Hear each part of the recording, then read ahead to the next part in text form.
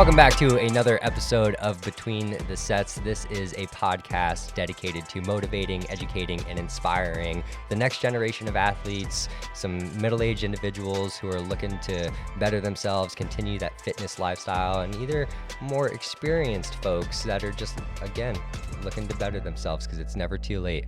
We are here from DRP Fitness and Health. I am one of your hosts, Kyle. I am here with our other co-host and gym owner, Donald. What's up, baby? How we feeling today? Hope we're feeling great. We're living the dream over here.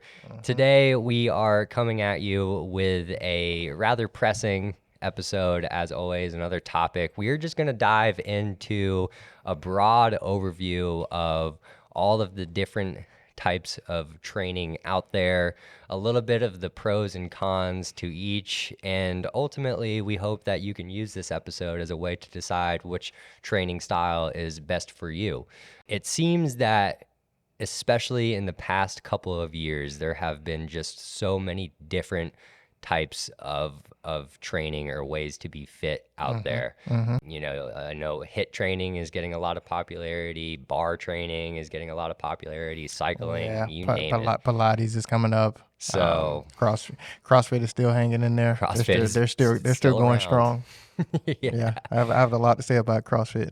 It's good and bad. And bad. It works both ways. And we're going to get into that. I think overall, before we kind of dive into, you know, these different training styles, I do want to say that we are going to be bringing in specialists from each of these training styles to take more of a deeper dive into each of these topics, because we do understand that, you know, each of these training styles comes with a whole rabbit hole and host of, you know, things that can be expanded upon infinitely almost. But today we're just going to talk about, again, more of a broad overview, just kind of, you know, not too in depth, but a little bit of detail about what each one looks like.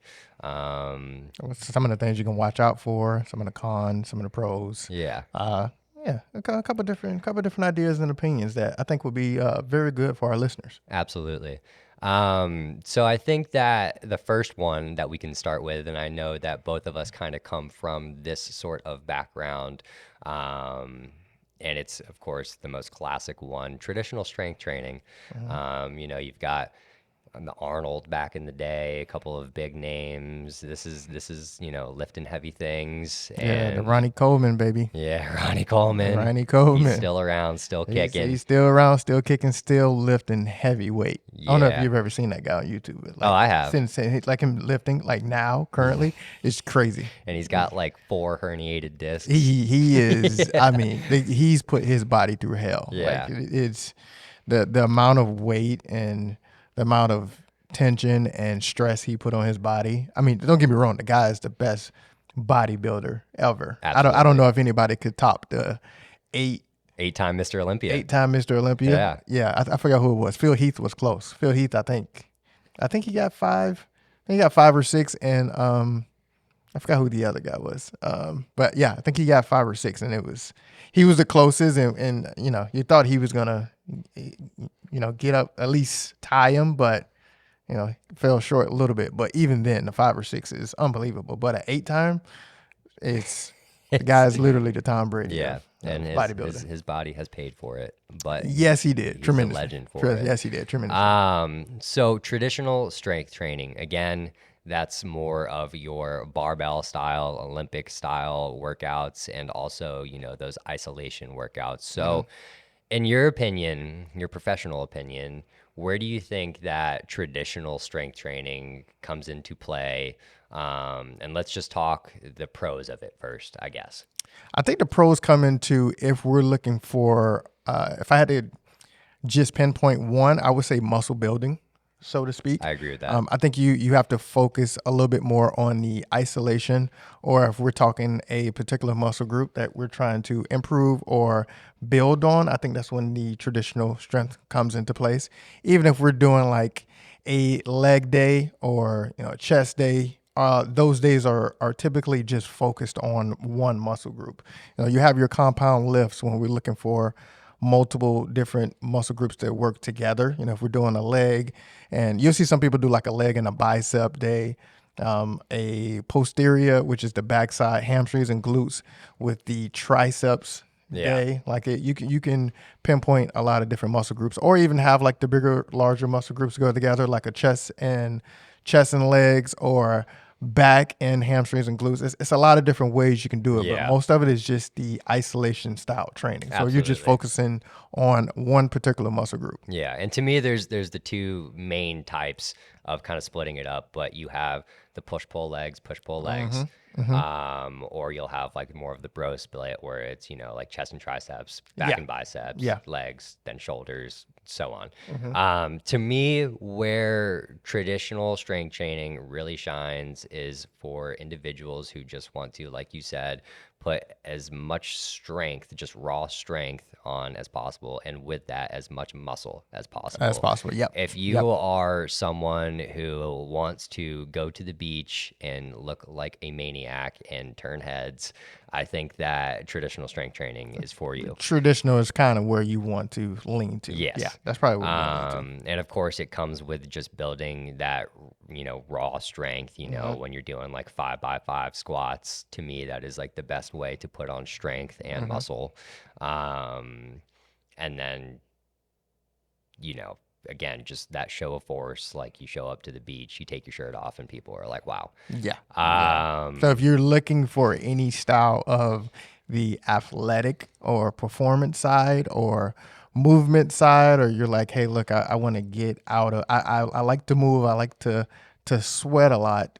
I like to feel like you got a lot of people that like to gasp for air, or they want to feel like they're really getting beat down.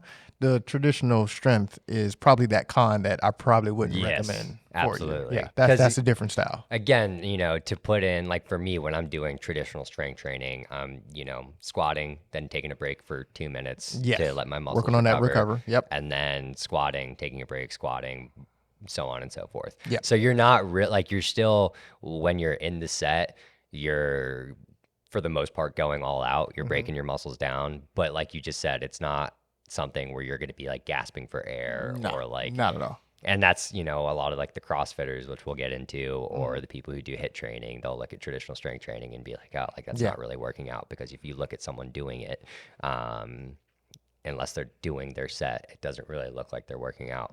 Another con, a big con to me that I'm kind of finding out more and more for myself and how I'm changing my own training is there's not too much carryover. When we talk about functional fitness, like there's few motions in the day-to-day world or day-to-day life that mimic a bicep curl or a tricep push down. Like it's not really one of those things that carries over to really any day-to-day activity. You're still going to get strong in each of your muscles. Like you're going to notice those muscular strength, improvements when you're picking up your laptop and it feels lighter, or, so on and so forth, taking in the groceries and they feel lighter. But if you're looking to become like just an all-around athlete and have things that like truly transfer over to the field, like the only thing that's really going to transfer is just that raw strength. That's all. Just all raw strength.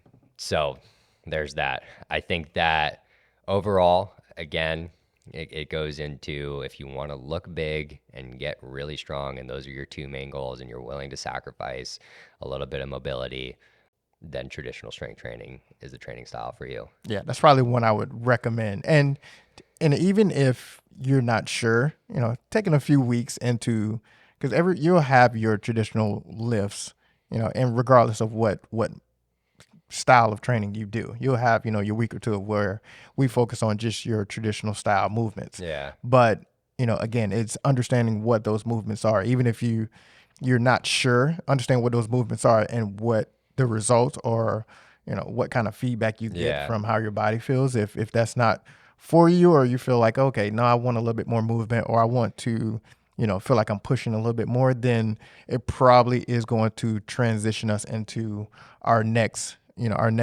style of training, which is the HIIT, / interval training. That's where you start to get more of the push, and now you start to challenge your recovery in a sense. Traditional strength, we're really trying to recover. We're trying to make sure that when we go into that next set, we're fresh and we're ready to hit, we're trying to hit a certain number, or we're trying to max out in a certain, particular movement. Yes. Even if it's not a max day, you're trying to push that 90%, 80 to 90%.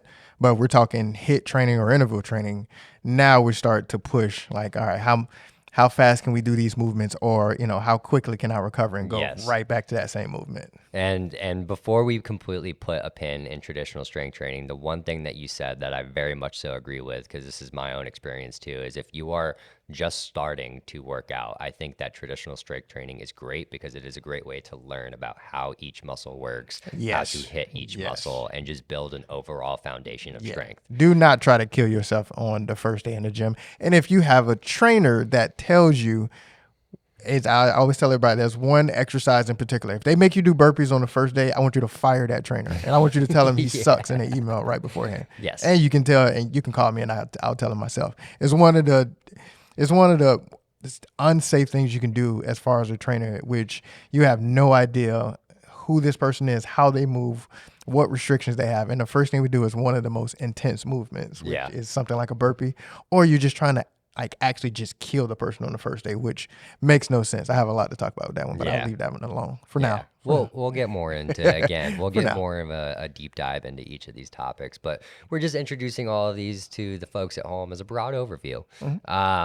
So we've already kind of hit on it a little bit, but this is something that has really taken off lately. I mean, you even see if you go to like an LA Fitness, they'll have a whole studio dedicated to HIIT and high intensity interval training. Those are synonyms. That's what HIIT stands for.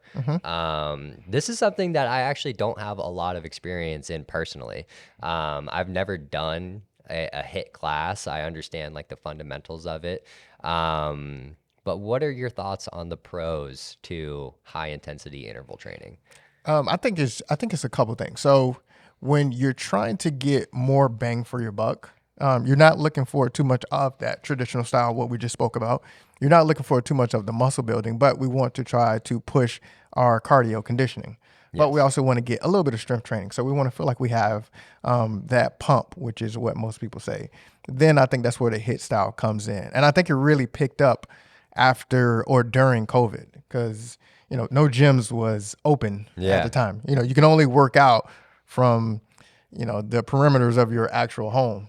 So having that style where, you don't need, one of the pros is you don't need much equipment. Right. Typically, if you have dumbbells or a medicine ball or kettlebells, that's pretty much all you need. Yeah.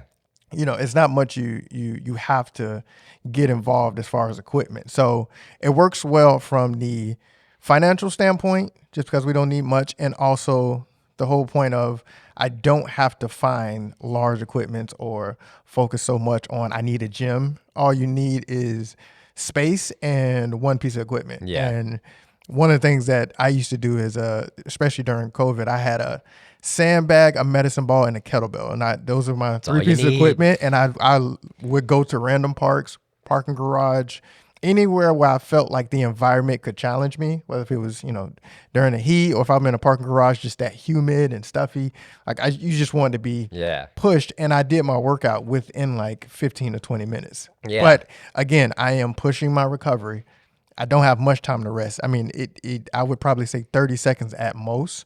Get a sip of water, get a little bit of a breather. Now, I'm not maxing out. I'm not doing full sprints to where it's just killing me. But, I'm pushing 75, 80% for the entire workout. Yeah, which, and you're fatigued the entire time. You're fatigued the entire time. And I'm hitting multiple muscle groups at once. So what could be anything from a jump squat to a row, to a chest press, to a box jump, or to a kettlebell squat, to kettlebell swing. Like all those movements were all done in one. So it almost turned into a circuit style, and everything was just about pushing your recovery. Absolutely. There's a couple things that you just said, especially when we're talking about pros and cons. Number one, I couldn't agree more about the timing aspect. Yes. If you're someone who is working a very long job with like 12 hours, sitting at a desk or doing whatever throughout the day, and you only have so much time, either before or after work, because you got kids to take care of at home, you got a life to live. I think that HIIT style training is for you because like Donald said, you are going all out for 30, 45 minutes, Mm-hmm. pushing the limits. The con there is, when we're talking back to like traditional strength training and those rest periods, you're not necessarily focusing on getting as strong as you can. Yeah, form Yeah. is questionable. Yes. Yeah, you get some that form is kind of it's up there. Like Yeah. you still want to pay attention and you want to know the basics of the movement. Yes. But that can be a challenging one. Also, your risk for injury goes up. Yeah. A little bit. You have to, because again, like when you're fatigued, and this is with anything in life, but the more tired you get, the less focused, or I guess the more difficult it is to focus on those like specific kind of like micro details that come into properly doing Get a a little lunge floppy. Yeah. or, a sprint or, a floor press, you name it. Your body just starts to break down. And especially when the heart rate gets up, you get out of breath. Like you start kind of, getting in your head a little bit like, oh, like this sucks. Oh, Yeah. and you don't focus as much on doing things properly. So I think that would be, my advice to people who are looking into high intensity interval training. Just, push yourself, but also just be super mindful of what you're doing. Like stay connected with your body and in tune with, your form and all of that good stuff. But that also goes into, that's not really a pro or a con to me, right? Because that brings the mental factor that, in my opinion, should be a factor in any workout. Like you should be pushing your mind to the limit as well as your body, right? Because, everyone who comes into this gym hears me say it all the time. I've mentioned it in a couple of episodes before, but your mind always quits before your body does. Yep. So when you are working out properly and effectively, you are challenging your mind as well. And that with high intensity interval training comes into the realm of, staying focused, making sure you're doing the exercises properly while you're reaching that, 90, 95% effort where you're really gassing yourself and getting out of breath. Absolutely. So to put a pin in high intensity interval training, again, if you're someone who doesn't have a lot of time, wants to get the most out of, a 20, 30-minute workout, I would say that high intensity interval training is for you. It's for you. Yeah, you want to kind of lean to that. Yes. So now we're getting into the realm of more of a mix between the two, and that is, you love it, CrossFit. a type of training that brings a lot of controversy. You either really, really, really love it, or you think that everyone that does it is an idiot.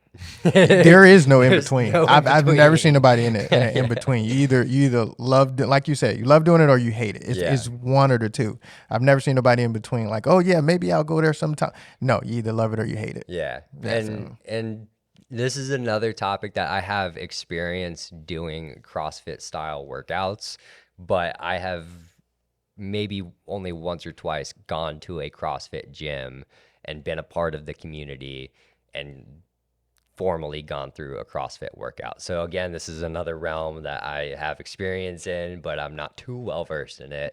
But to me, on the outside, looking in, CrossFit is a mix between traditional strength training and high intensity interval training. You're getting your heart rate up, you're pushing your body and your cardiovascular system, cardiorespiratory system to its limits, but you're also pushing a lot of weight. And I think that kind of is where the controversial side of CrossFit comes into play, because you're kind of mixing those two in a way that, again, when we're talking about focusing on that form and doing things properly, you're fatiguing your body, you're fatiguing your mind, and you're pushing a lot of weight. That's where danger can kind of come into play here. Yes. But to take a step back, the pros of CrossFit, I'm curious to hear your thoughts there. I for the pros, great for cardio, great for traditional style. If you actually watch or look at a lot of the CrossFit athletes, I mean, they look like they're superstar. They look maniacs. like animals. I mean, those guys and girls, they do a lot with resistance training, which is great. You do get the traditional style in a lot of their movements, and you get a little bit more of the high intensity too as well. So it's kind of like we said, you you go into the realm of crossing into both styles of training, which is why it's such an intense, workout style. So as far as what traditional style is the hardest, I would probably, out of anything you do, I would probably lean to the CrossFit. So, I mean, if you want to get bang for your buck traditional style and just really push yourself, and you want to be around an environment that pushes themselves to the absolute maximum ability, like CrossFit is the style. So, and I think that one of the things that makes CrossFit is the group oriented community that comes with it. And I think that's why the CrossFit community, the people that are in it are so like, CrossFit. Truly. But what you're doing is there's a workout of the day. They call it a WOD, W-O-D. And everyone is doing the same workout. People will do it at different weights or different rep schemes based on my understanding, but everyone is doing the same workout. And I think that there's pros and cons to that in and of itself. And I think that's where you have to really be careful when you're stepping into a CrossFit gym. If you're someone who's kind of just getting into it and you're standing, at a barbell rack next to someone who's been doing it for 10, 15 years, obviously there's going to be a little bit of difference there where you can't really push yourself if you're a competitive person as much as the person to your right, because that's where injury comes into play. So you kind of have to put your ego to the side a little bit and just be patient with yourself, like anything with fitness. But the great part of that is also that in and of itself, like you're doing the same workout as someone who's been doing it for 15 years. You start to lean on a lot of cons when you come to that CrossFit lifestyle, which, and it used to be a running joke, is not the point of if you get hurt in CrossFit, it's when, because it's gonna happen. Yes. I mean, you're working those high repetitions and you're not doing max weight, but you're doing, even if you're talking lightweight, I mean, if you're doing 50 to 75 reps of anything, I don't care what it is, and you have the potential, your risk factor goes up, I mean, times 10. Yes. So, I mean, that's the tricky part of, going into CrossFit. And there are some movements that I am not a fan of, right, like to put, certain pull-ups or like certain burpees. It's certain things that I'm like, hey, look, you start to do those movements with high reps. I mean, we're tweaking something. We're stressing. We're putting a lot of stress on a lot of joints and ligaments. Absolutely. Like there. The snatches and cleans. Going into pull-ups, going into bike. It's I mean, if you're doing a box jump, it's almost a guarantee you're gonna fall or nick your shins. Yes. I mean, good luck to Yeah. you for doing so. And you got to put a lot of years in before you actually become someone who's aware of how to move in a CrossFit gym and just how to move in a CrossFit setting.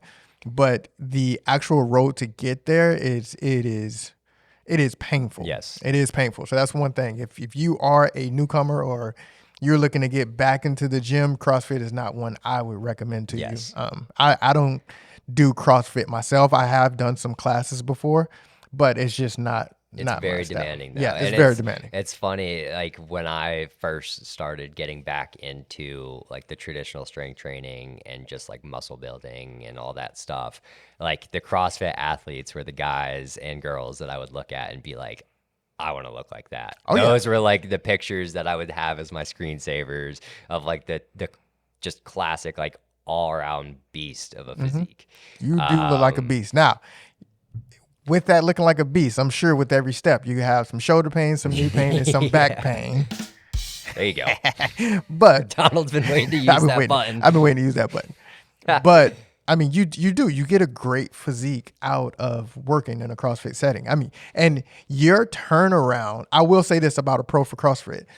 Traditional styles or that HIIT training CrossFit kind of works the same.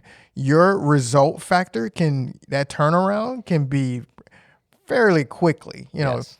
12, anywhere from 12 to 16 weeks for traditional strength training is where you start to notice change. You may not see it as much, but it's going to depend on the nutrition factor too as well. So you may not see the results in that fashion unless you're just going very extreme. But that CrossFit and HIIT style, I mean, in the 6 to 8 weeks, you can start to notice like Yes. a drastic change. Like my body is changing depending on how many times you go a Right. week. But if we're saying 2 to 3 times a week, I mean, long as you stay healthy or you can try to stay healthy for Right. those 6 to 8 weeks, you'll notice a drastic change in Yes. your body. Like 'Cause it is a quick turnaround. both losing fat through the cardio aspect of it and getting your heart rate up, and you're building muscle Yep, and you get that at resistance the same training. time. Yeah, you get it at the same time. And don't get me So wrong, you are beating your body up. So those 3 days, I mean, you're gonna need, those other days to kind of recover and rest. That's gonna be the biggest thing. So when you're doing, if you're doing 3 days a week in CrossFit, you're going to need those off days just for your body to adapt to what you're doing because you're putting a lot of stress on yourself. absolutely. So that's CrossFit. Let's transition over to what I would argue is the opposite of CrossFit, and that is the low impact training. And this is something that is also really gained a lot of popularity in the fitness world, and even like those who aren't in the fitness world who are trying to get into it. And that's, your Pilates, your hot yogas, your spin classes, the opposite of, doing crazy movements and breaking your body down, but more focused on those quote unquote like micro movements, time under tension and all things that fall within that. So off the bat, to me, the pros that come with that is just overall sustainability. Yep. At the end of the day, when it comes to fitness, the number one most important thing to me is consistency. If you hurt yourself, if you push yourself too hard to the point where getting back in the gym is a little bit tough, then ultimately it doesn't matter what you do in the gym because you're not going to get bigger, faster, stronger because you're not being consistent. And so I think that the low impact training, especially for someone who is just getting into working out and wants that group style, like kind of CrossFit culture, where you're all doing the same thing, but doesn't really have the athleticism or knowledge or experience to do the crazy CrossFit workouts, I think low impact training is probably a good idea for you. It's a fantastic idea. I think you can actually push yourself more. So now we can get into, instead of the 2 to 3 days, we can actually start getting the 5 to 6 days because now you're not putting a lot of stress, and it's in the name, it's the low impact. So like for me, I took up swimming, last year. So it turned out that I can swim every day if I wanted to. It's not a lot of stress on my body. I am pushing, for me being a newer swimmer, and yes, I'm a new swimmer even though I live in Florida and I've been born in Florida. Yes, I'm a new swimmer. Yes, I'm 33. But the swimming aspect of it was, hey, look, it's low impact. My shoulders may be a little burnt out and maybe fatigued from doing so. So when you first start, of course you want to always have those rest days, but low impact like that, I mean, you can push 5 to 6 days or even 7 days if you wanted to, as long as your body is recovering and you also have the nutrition factor working into as well. I mean, you can push yourself. Absolutely. Anything else like spin classes? Spin is a little bit tougher just because the actual posture and the position that you're in, you kind of, and it hammers your legs. It hammers your legs, and you're doing a lot of resistance too, depending on the actual spin instructor. That's another low impact that you can also do for a couple times. Pilates was, I did say this, I took a few Pilates courses, a few Pilates classes, and I took a course, maybe one or two. That was by far probably the hardest. It's workout. very hard. That was probably by far the hardest workout I've done because I could pretty much adapt to whatever, even if it's like I said before, I wasn't big in CrossFit, but if you put me in that setting, I knew how to control my breathing. Or I knew how to push myself, and I knew how far I could go, which most people will say, oh, you really push yourself hard. I'm like, no, I just know how to conserve my energy. Pilates, I did not know how to work myself around that. That beat me up, and I was sore. Yeah, you get day. Real. It's funny. Sore. That's the thing with Pilates that, like, through, I mean, you just said it. I've personally had that same exact experience going to a solid core class, and I know all of my friends who have girlfriends who their girlfriends have dragged them to a Yeah, Pilates class. yeah. They also, it is freaking hard. It is physically challenging, and it is a different style of fitness. Again, it's getting more into those like static holds and time under tension stuff that are hitting those like micro muscles Yep. almost that you really can't hit in any other way. Mm-hmm. And if you're someone, it doesn't matter like how big and strong you are.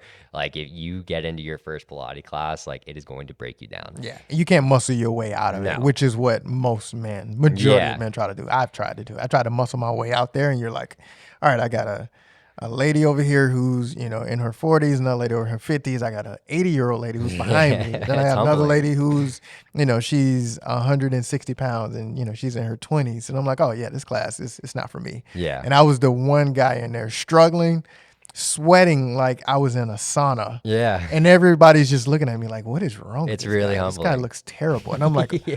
holy crap, I am dying. And the instructors know it too, because They like know when I walked into my first Pilates class, like this is when was a little bit more experienced in traditional strength training, so I had the results. I looked a little bigger and stronger.